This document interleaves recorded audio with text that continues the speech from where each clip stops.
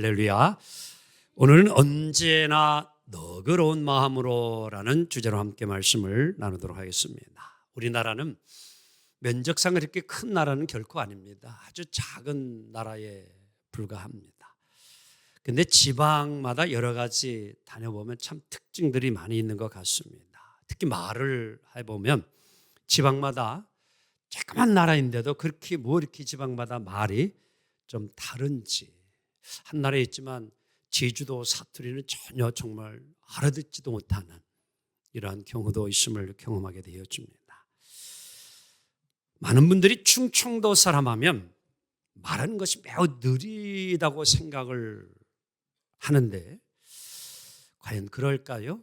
몇 가지 한번 사례를 들어볼 텐데 여러분들의 편견과 생각이 어떠한지 한번 사례 첫 번째를 볼까요? 서울말 잠시 실례하겠습니다. 경상도 내 좀 보이소. 전라도 아따 잠깐만 보더라고. 충청도 좀 봐요. 두 번째 사례 어서 오십시오. 경상도 퍼뜩 어이소. 전라도 허벌나게 와리바는 게. 충청도 간단합니다. 빨랑 와요. 세 번째 괜찮습니다. 경상도 아니라 예. 전라도 대사라. 충청도 다 같이 대슈. 하나만 더 생각해 볼까요? 선배님 인생이 뭔지 이제 알아들었습니다. 경상도 형님 이제 인생을 알겠습니다. 전라도 형님 인생을 알게 해줘서 고마워 버린단 깽깽하죠. 전라도. 충청도 다 같이 시작. 간단해요. 옆 사람 보면서 알았슈. 그렇게 복잡하게 하려고 하고 설명하려고 그냥 알았슈. 이처럼 여러분 말이라는 게 이렇게 달라요. 지역마다 돼요.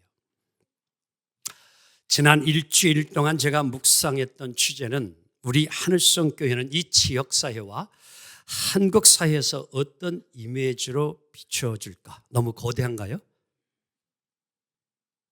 이와 동시에 우리 교회는 이제 세상 사람들에게 어떤 이미지를 심어주는 교회가 되어야 할까?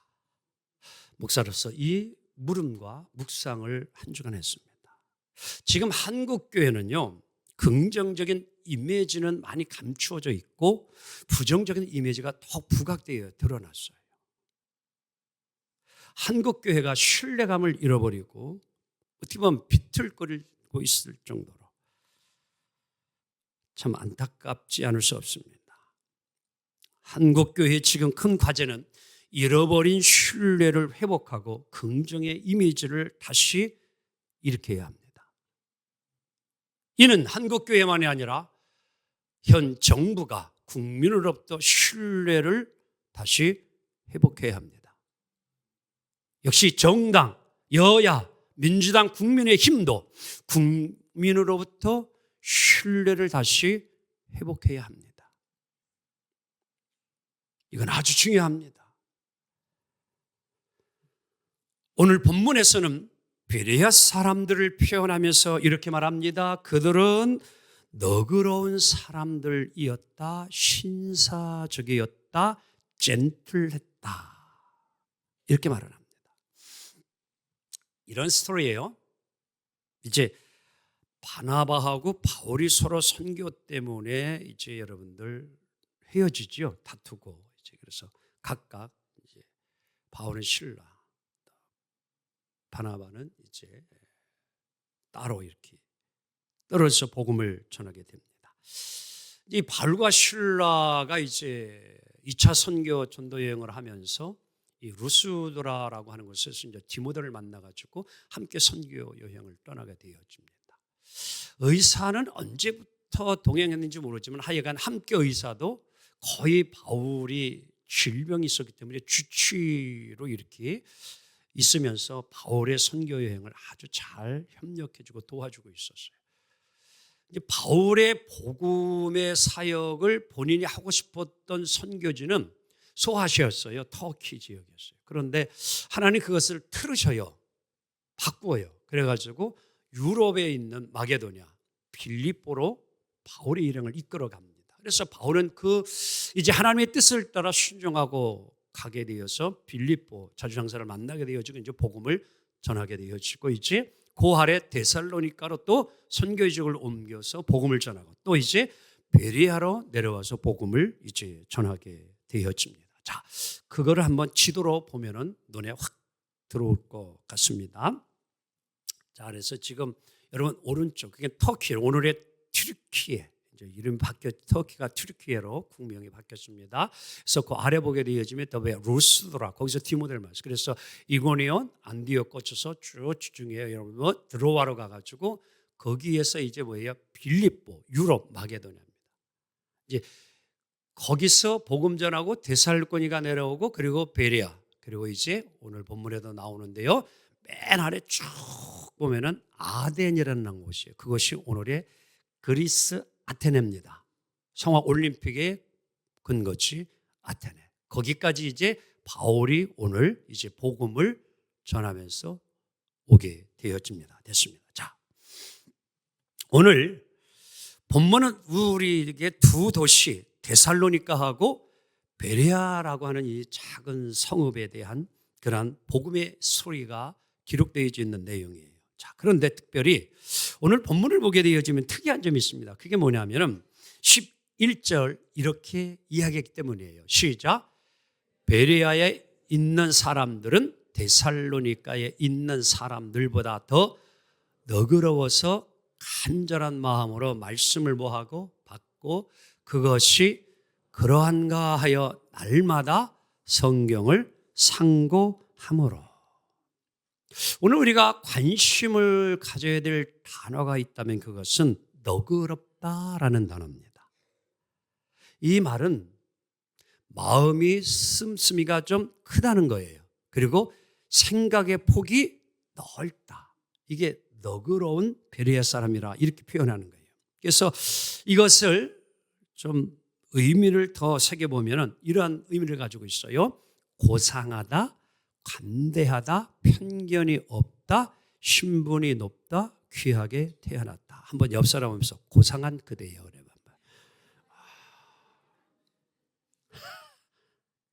듣는 이가 기분 좋아요. 그렇죠? 젠틀하다, 신사적이다. 그런 의미예요. 본래의 의미는 마음이 넓은 그런 의미를 담고 있습니다. 그러니까 어떠한 일을 하다가 어려움 만났을 때 또 일이 쉽게 되지 않을 때에 또 안 좋은 소식을 막 듣게 될 때 우리가 너무 쉽게 판단을 내리지 아니하고 그리고 또 욱하지 아니하고 벼랑 아래 갑자기 듣는 순간 욱하지도 아니하고 그리고 한쪽으로 치우치는 편견이 없는 이런 마음의 상태를 지금 너그럽다라고 이렇게 해석을 하고 표현할 수 있는 것입니다. 그런데 오늘 본문을 보면 비교를 하죠. 데살로니가에 사는 사람들하고 베레아에 사는 사람들을 서로 비교를 하고 있어요. 비교를 꼭 해야 했을까? 그런데 오늘 성경은 그렇게 하고 있어요. 우리가 살다 보게 되어지면 비교하고 싶어서 하는 거 아니라 때로는 비교가 그냥 되어지는 상황들이 많이 있어요. 또 살다 보면 그런 일들도 일어나게 되어지고 우리 특별히 갑자기 우리 부부가 둘이서 드라마를 보는데 남편의 역할이 너무 멋있고 훌륭해. 그러니까 부인이 보고 있다. 야, 나도 저런 남자하고 살았으면 좋겠다. 비교를 해내. 근데 여러분 꼭 여자만 그런 생각이 아니에요. 남자도요. 드라마에 남편을 아껴주고 사랑해주고 아껴주는 이러한 부인의 역할이 나면 나도 저런 여자하고 뭐 남자가 얘기해야지 여자들이 얘기해요. 이게 근데 별로 그게 이렇게 뭐 좋은 경우도 있지만 대부분 보게 되어지면 그래서 여러분들 뭐 부부가 또 싸움 중에 하나가 시댁 친정 얘기하면 그날 싸움 나는 거예요. 친정은 말이야. 그러면 시댁은 뭐가 낫어? 그날은 밥도 안 먹히는 날이에요. 비교를 하니까요. 그냥 받아들이고 살면 좋은데, 넓게 생각하고 살면 좋은데 그게 안 되는 경우가 있다는 거예요. 오늘 성경은 데살로니가 사람들, 베레아 사람들 비교를 하고 있어요. 왜? 데살로니가 사람들이 어떠하기에 꼭 이렇게 비교를 하고 있을까? 데살로니가에 복음이 전해지면서 유대인들 이들이 이제 어떤 의식에 빠져 있냐면 유대인들은 선민 의식에 많이 빠져 있어요. 실은 이 유대인들이 좀 잘못된 사고와 생각이 뭐냐면은 자기들만 구원받아야 된다는 거예요. 이게 선민 의식이에요. 많은 민족 가운데 우리가 하나님의 부름받은 택함받은 민족이다. 그래서 이방 사람들 참 싫어했어요. 유대인들은요, 신이 원래. 그들이 구원받는 것도 기뻐하지 않았어요. 근데 하나님이 강권적으로 뭐해요? 바울을 세우셔서 이방을 위하여 복음을 전하게 합니다. 할렐루야. 그래서 복음이 증거되어지는 거예요. 환난과 핍박을 주어가지고 유대인들이 예루살렘을 떠나지 아니하면 안 될 정도로 각 나라로 흩어지게 만들어서 하나님이 이방인들에게도 복음을 전하게 하는 거예요. 그게 하나님의 뜻이니까요. 온 열방의 백성들이 예수 믿고 구원받아야 하기 때문에 하나님 그 일을 행하시는 거예요. 오늘 이 데살로니가 교인들이 보니까 자기들만 믿고 구원받고 그래야 되는데 이게 헬라 사람들도 이제 바울에 의해서 복음을 이제 받아들이고 영접하고 구원을 받으니까 막 시기질투가 나는 거예요. 그래서 그 꼴을 보지 못하여서 이들이 어떤 일을 하냐면 꼭 불량배, 잡배들이 하는 일을 해요. 성을 막 소란을 시켜버려요. 소동하는 일을 막 행합니다. 막무가내입니다. 한마디로 다 같이 말이 통하지 않는 사람. 말이 통하지 않아요. 얼마나 이들의 여러분 그러한 것이 독한지 또 하나의 이야기가 오늘 13절에도 설명해 주고 있는데, 그래서 이제 이 바울이 베레에 와가지고 복음을 전하는데 이 데살로니가 거기에 있는 사람들이 베레아까지 쫓아와가지고 바울이 복음 전하는 것을 막 소란시키고 해방시키고, 그것이 오늘 13절에 나와 있어요. 너무 어렵게 만드는 거예요. 더 나아가 얼마나 이들의 행함이 악하고 여러분들 바울의 복음을 방해하고 힘들게 했는지 심지어는 바울을 죽이고자 해요. 그러니까 이 바울과 함께했던 일행들이 바울이 여기 있다가는 산다 죽는다? 죽을 수가 있겠다. 그래가지고 그를 보호해가지고 여러분 아까 지도에서 봤듯이 아덴이라고 하는 그리스 아테네 500km요. 서울에서 부산보다 더 먼 그곳까지 바울을 뭐해요? 보내가지고 바울을 잠시 피신하게 해가지고 거기서 복음을 전하게 하는 일이 일어납니다. 이게 데살로니가에 사는 사람들이 복음을 믿는 유대인들이라고 하는 사람들이 이 일을 행하는 거예요. 그러면서 오늘 성경은 하지만 이와는 다르게 베레아 사람들은 그렇다 그렇지 않다. 그렇지 않다. 그들은 마음이 너그러워서, 다 같이 너그러워서, 아멘. 하나님의 말씀을 간절한 마음으로 받아들이고 또 그 말씀이 진리인지 진리가 아닌지 성경 말씀을 읽고 또 배우는데도 열심을 갖고 그리고 분별하려고 하는 이러한 노력들을 너무너무 이들이 행하였다라고 이렇게 성경이 이야기해 주고 있는 것입니다. 실은 아마 여기에 계신 우리 성도님들 가운데에 아마 오랫동안 어떤 유교나 불교의 집안 속에서 생활을 하다가 처음 교회에 나왔을 때 여러분 설교를 들으면 예배를 드리면 익숙하지 못해요. 그리고 특별히 강단에서 흘러나오는 설교 메시지를 들으면 여러분 저게 뭔 말인가 잘 이해가 돼요 안 돼요? 처음에 잘 이해가 돼요 안 돼요? 이해가 안 돼요. 그런데 듣고 또 듣고 시간을 흐르다 보니까 이제 그 말씀이 무엇인지 조금씩 알아가게 되어지고 이제는 뭐예요? 그 말씀이 믿어지게 되어지고 받아들이게 되어져요.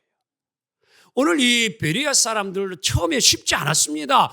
바울이 설교를 하지만 복음을 전하지만 쉽게 이해가 돼요. 그러나 그들은 뭐예요? 에이 이거 듣기 어려워 힘들어. 에이 이거는 받아들일 게 아니야. 이렇게 거부하고 받아들이지 않는 편협한 생각에 빠지지 아니하고 그들은 마음이 넓고 생각이 넓어. 그들은 깊이 생각하고 또 연구하고 받아들이는 이 삶이 그들에게 있었기에 여러분 하나님은 그 지역에 함께한 줄로 믿습니다. 그 결과 12절은 이렇게 표현합니다. 시작. 그 중에 믿는 사람이 많고 또 헬라의 귀부인과 남자가 적지 아니하나. 할렐루야. 여러분 이 베레아 사람들은 참 너그러운 신사적인 젠틀한 사람이라 그 말씀 복음을 잘 받아들이고 예수 믿는 사람이 많아졌음을 믿습니다. 남자도 적지 아니했다. 많이 예수를 믿었다. 아주 젠틀한 너그러운 베레아 사람들임을 의미해 주고 있습니다. 그렇습니다. 여러분 베레아 사람들은 마음이 너그러운 사람입니다. 데살로니가에 와서 유대인들이 자신들이 사는 성읍을 어지럽게 하고 소란스럽게 하고 해방을 하니까 여러분들 어떤 생각을 가질 수 있어요? 이게 뭐지? 복음이 뭐지? 기독교가 뭐지? 예수 믿는 게 뭐지? 이거 받아들이면 안 되는 건가? 이거 잘못되는 거 아닌가? 여러분 이들은 의심하고 불안해하고 여러분들 거부하고 이렇게 하지 아니했다는 거예요. 비록 그들이 와가지고 소란을 해도 이들은 뭐예요? 하나님의 말씀을 넓은 마음으로 받아들이고 수용할 줄 아는 이 마음을 가지고 있었다라고 이야기를 합니다. 제가요 이제 90년 처음 목회를 나갑니다. 그것이 파주, 지금은 살기 좋은 파주가 됐지만 그 당시만 해도요 하루가 멀다 하고 매일 포 쏘는 소리에 여러분 사격 소리에 참 어떤 데는 교회 창문이 막 흔들릴 정도로 그러했어요. 90년, 지금부터 벌써 35년 전 이야기예요. 벌써 그랬어요. 그때는요. 미군 부대가 쫙 깔려있고 막 수시로 탱크 다니고요. 보이는 건 뭐 버스를 타니까 뭐예요? 민간인은 하나도 없고 군인만 잔뜩 타 있는데 사람 없네 그랬다면 누가.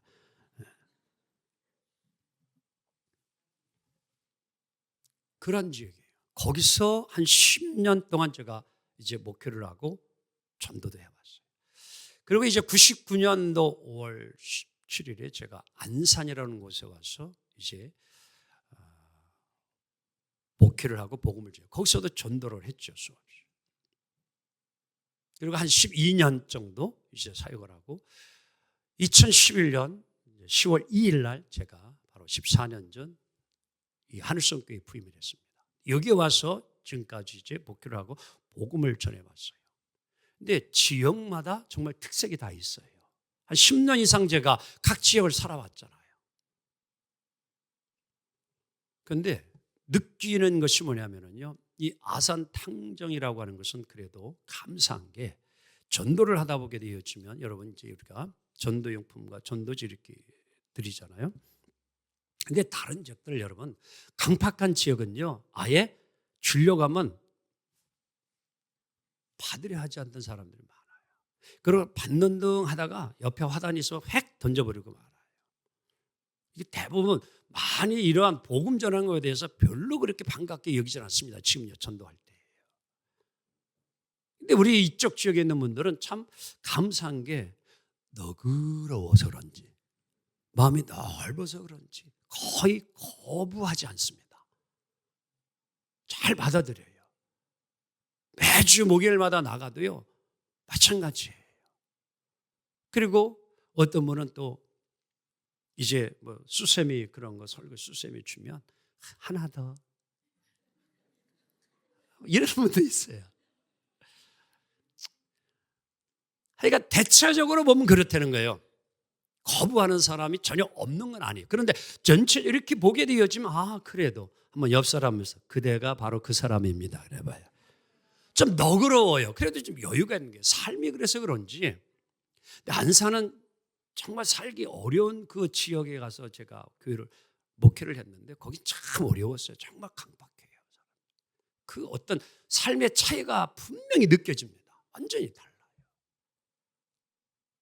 그래서 저도 이제는 어디 가면은요, 대화를 나누면 충청도 사람인 줄 알아요. 저 충청도 사람 다 되시오. 참 좋더라고요. 왜 이 말씀을 드리냐? 시대가 변화지고 이제 21세기 최첨단의 과학 문명의 의술의 최고의 그런 시대를 우리가 살아가요. 주로 복음이 바울도 도시에 가서 복음을 전하였지만 실은 도시는요, 복음에 대한 거부가 많았어요. 근데 오늘 베리아는요, 이 데살로니가에 비하면 아주 작은 어떤 면과 같은 그런 곳이. 그런데 이곳에 사는 사람들은 뭐예요? 너그러운 신사적인 사람들이에요. 잘 받아들였다는 겁니다. 갈수록 도시화되어가는 이 시대에 도시 문화에 젖어가는 우리들, 여러분 조심하며 신앙생활해야 합니다. 도시가 만들어낸 문화는 좋은 점도 얼마든지 있습니다. 하지만 많은 부분이 향락적이고 퇴폐적인 부분이 도시 문화라는 것을 또한 우리는 놓치지 말아야 합니다. 이기적이고 극단적이고 때로는 편협적인 것이 많아요. 가면 갈수록 저는 참 60여 년 전 그때의 60년대의 삶과 오늘을 비교해 보면 너무 마음이 아파요. 그때는 먹을 것이 없고 가진 것이 없고 집이 좋지 않아도 이웃 간에 서로 사랑이 있고 정이 있고 넉넉함이 있고 참 사는 맛이 났어요. 근데 지금은 먹을 것 풍부하죠. 좋은 집 살지요. 얼마나 정말 편리한 시대에 교통이 뭐고 정말 과거에 비하면은요, 이러한 시대가 과연 있을까 상상도 못했던 그 시대를 살아가요. 하지만 오늘 우리의 삶의 정서는 어떠합니까? 정말 이기주의, 극단적인. 요새는 정말 모르는 사람에게는요, 말을 거는 게 막 부담스러워요. 뭐 같은 줄 알아요? 막 봉숭아가 이제 씨앗을 맺혀가지고 이렇게 되어 있는데 그거 톡 치면은 뭐예요? 해보세요. 안 해보신 분. 봉숭아 터지든 뭐예요? 팍 터져버려요. 그럼 그 씨앗이 뭐예요? 확 핵폭탄이요. 건들기만 하면 터질 것 같은. 옆 사람 오면서 한번 얘기 볼래? 나 건들지 마세요. 그래 봐. 요새요, 이게 중2, 3 건드리지 말아요.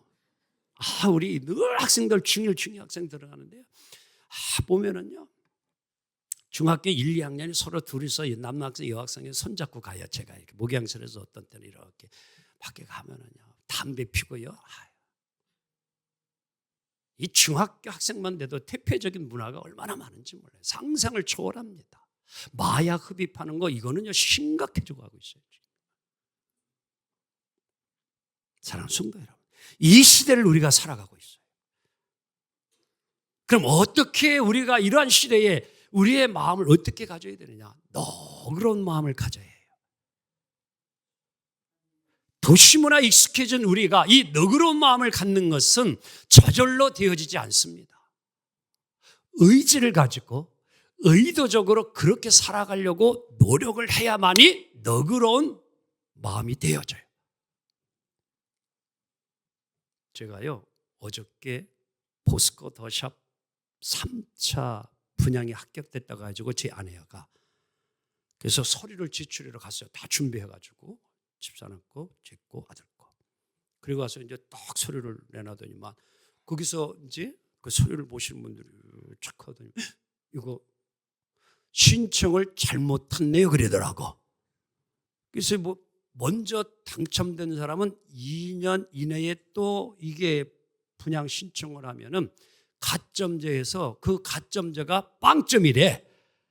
근데 신청을 잘못해가지고 이게 15점을 넣어가지고 빵점 막 되더니만 부적격입니다. 그렇게 됐어요.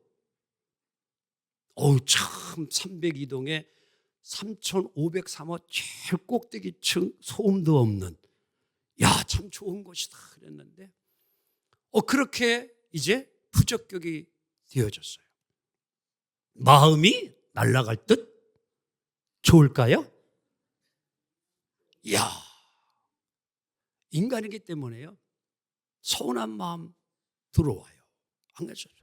그런데 제가 생각을 바꿨어요. 마음을 의도적으로 그래, 우리가 안 됐으니까 지금도 전혀 집이 없는 사람이 그 집이 이제 예비 합격자가 되어지면 얼마나 고맙고 감사할까.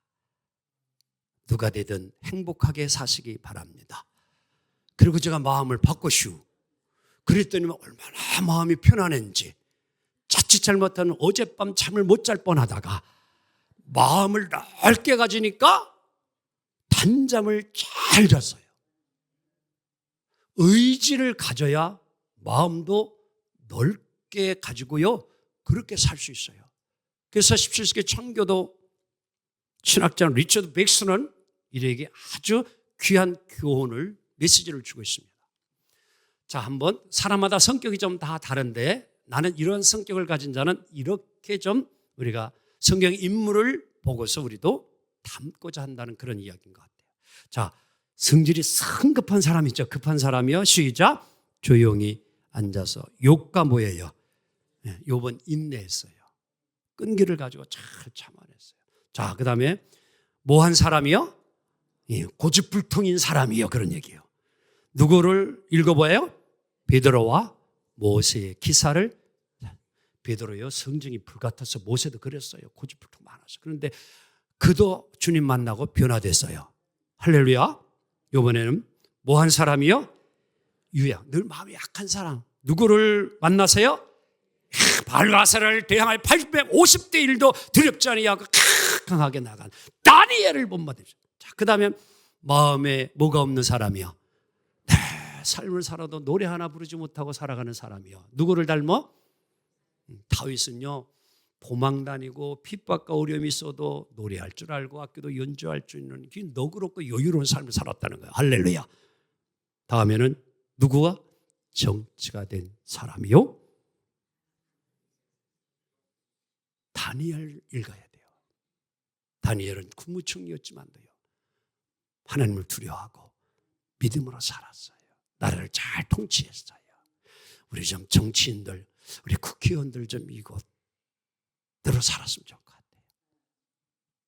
실망과 암흑에 빠진 사람이요. 누구를 읽어요? 나는 부족합니다. 연약합니다. 그렇지만 하나님이 아니다, 내가 너를 들어쓰겠다. 그러니까 내가 여기 있나이다, 나를 보내소서. 아멘. 마음이 뭐한 사람이요?